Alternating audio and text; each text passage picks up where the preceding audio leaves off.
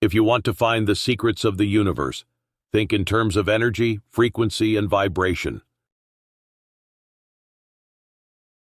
Of all things, I liked books best. The day science begins to study non-physical phenomena, it will make more progress in 1 decade than in all the previous centuries of its existence. The present is theirs.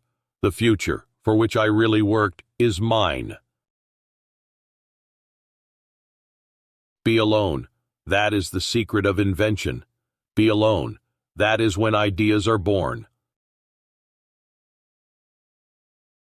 If you only knew the magnificence of the 3, 6, and 9, then you would have the key to the universe. A new idea must not be judged by its immediate results. The scientists of today think deeply instead of clearly. One must be sane to think clearly, but one can think deeply and be quite insane. My brain is only a receiver. In the universe there is a core from which we obtain knowledge, strength, and inspiration. I have not penetrated into the secrets of this core, but I know that it exists. If your hate could be turned into electricity, it would light up the whole world.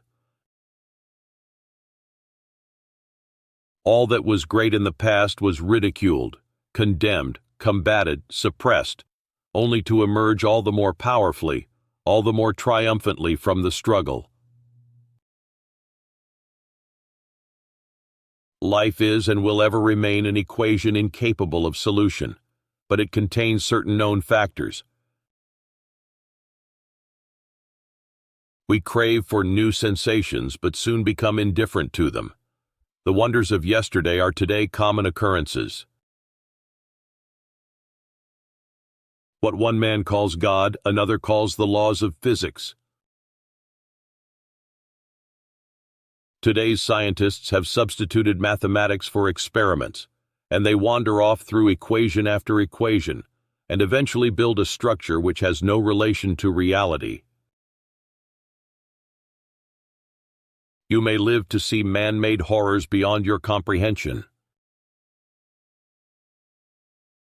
The gift of mental power comes from God, divine being, and if we concentrate our minds on that truth, we become in tune with this great power. My mother had taught me to seek all truth in the Bible. The individual is ephemeral. Races and nations come and pass away, but man remains. It's not the love you make, it's the love you give. Most persons are so absorbed in the contemplation of the outside world that they are wholly oblivious to what is passing on within themselves. My method is different. I do not rush into actual work. When I get an idea, I start at once building it up in my imagination. I change the construction, make improvements, and operate the device entirely in my mind. Most certainly, some planets are not inhabited, but others are, and among these there must exist life under all conditions and phases of development. Inventors don't have time for married life. So astounding are the facts in this connection, that it would seem as though the Creator himself had electrically designed this planet. Peace can only come as a natural consequence of universal enlightenment and merging of races, and we are still far from this blissful realization. As I review the events of my past life, I realize how subtle are the influences that shape our destinies. The progressive development of man is vitally dependent on invention. It is the most important product of his creative brain.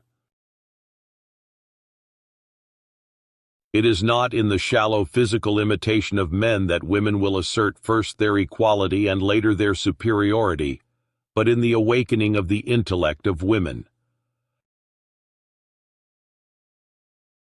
We are all one, only egos, belief, and fears separate us. When natural inclination develops into a passionate desire, one advances towards his goal in 7-league boots. Our virtues and our failings are inseparable, like force and matter. When they separate, man is no more. Science is but a perversion of itself, unless it has as its ultimate goal the betterment of humanity. One's salvation could only be brought about through his own efforts. Genius is its own passport, and has always been ready to change habitats until the natural one is found. To know each other, we must reach beyond the sphere of our sense perceptions. Instinct is something which transcends knowledge. The hard work of the future will be pushing buttons. Deficient observation is merely a form of ignorance and responsible for the many morbid notions and foolish ideas prevailing. My belief is firm in a law of compensation. The true rewards are ever in proportion to the labor and sacrifices made. I don't care that they stole my idea. I care that they don't have any of their own. Though free to think and act, we are held together like the stars in the firmament, with ties inseparable.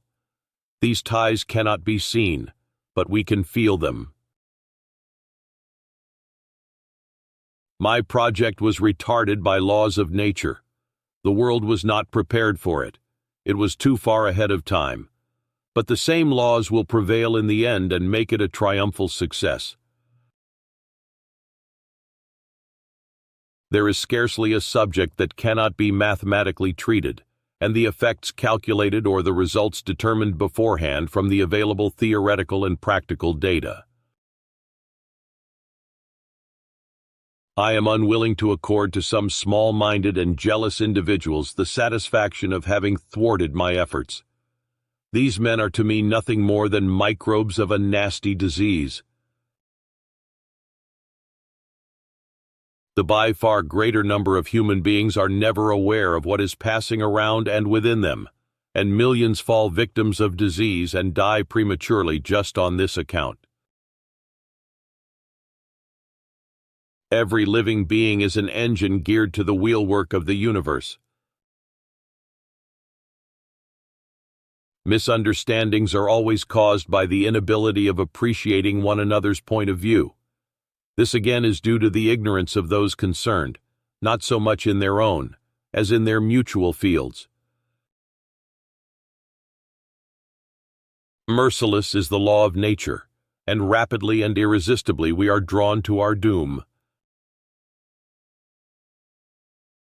I counted the steps in my walks and calculated the cubical contents of soup plates, coffee cups, and pieces of food, otherwise my meal was unenjoyable.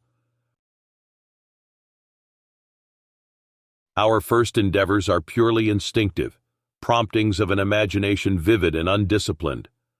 As we grow older, reason asserts itself, and we become more and more systematic and designing.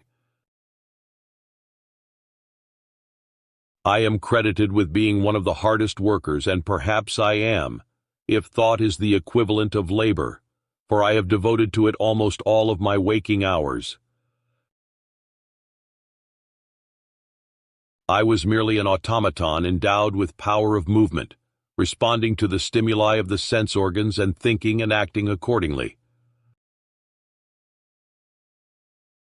All repeated acts or operations I performed had to be divisible by 3, and if I missed, I felt impelled to do it all over again, even if it took hours.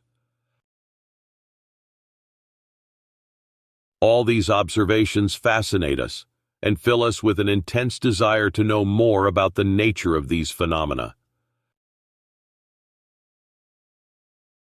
My mother was an inventor of first order and would, I believe, have achieved great things had she not been so remote from modern life and its multifold opportunities.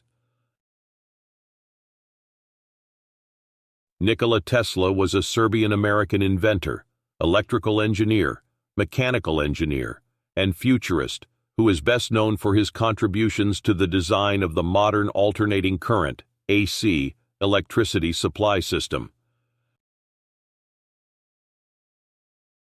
Although he died in 1943, his legacy in the field of science and technology continues to inspire researchers and entrepreneurs around the world. Tesla was a true visionary who believed that the advancement of science and technology could greatly benefit humanity.